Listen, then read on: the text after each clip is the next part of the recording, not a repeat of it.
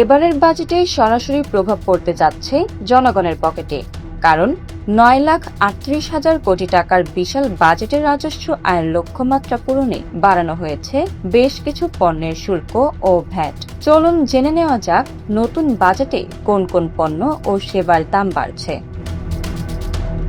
প্রথমেই ধাক্কা আসছে যাতায়াত ও পরিবহন খাতে। 1,200 থেকে 1,600 সিসির আমদানি করা গাড়ির কর ভার 132.36% থেকে বাড়িয়ে প্রায় 156% করা হয়েছে। ফলে মধ্যম সারির সব বিদেশি গাড়ির দাম বেশ খানিকটা বাড়বে। শুধু গাড়িই নয়, সাধারণ মানুষের বাহন বাইসাইকেলের দামও বাড়ছে। বাইসাইকেলের যন্ত্রাংশ আমদানিতে শুল্ক 15% থেকে বাড়িয়ে 25% করা হয়েছে এবং নতুন করে 5% সম্পূরক শুল্ক বসেছে।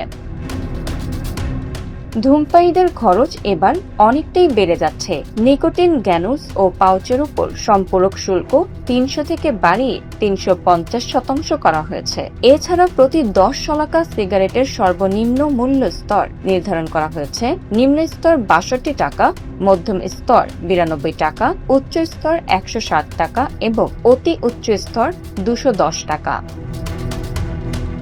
সংসার সাজাতে এবং গৃহস্থালির কাজেও এবার খরচ বাড়ছে। বিদেশি সব ধরনের ওয়াশিং মেশিন আমদানিতে 20% সম্পূরক শুল্ক আরোপ করা হয়েছে। এছাড়া ট্রান্সফরমারের দামও বাড়ছে।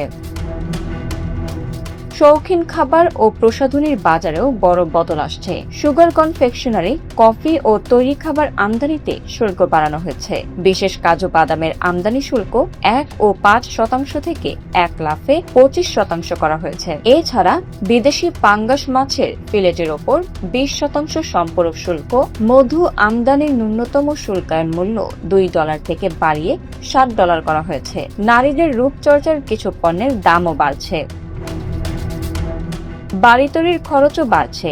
রড তৈরির উপকরণের উপর ভ্যাট বাড়ানোর কারণে রডের দাম বাড়তে পারে। কম্পোজিট এলপিজি গ্যাস সিলিন্ডার আমদানিতে ভ্যাট বসানোয় বাড়ছে বিদেশি সিলিন্ডারের দাম। এছাড়াও তালিকায় আছে বিদেশি tiles, sanitary ware, basin, motor, gypsum board, বিদেশি ফোম, মাইক্রোওয়েভ ওভেন এবং খেলনা। শুল্ক বাড়ার কারণে এই সবগুলো পণ্যেরই দাম বাড়তে যাচ্ছে। 9,38,000 কোটি টাকার এই বিশাল বাজেটে সাধারণ মানুষের প্রাত্যহিক ব্যবহারের অনেক পণ্যের ওপরই করের বোঝা চাপানো হলো। Bangla affairs news desk.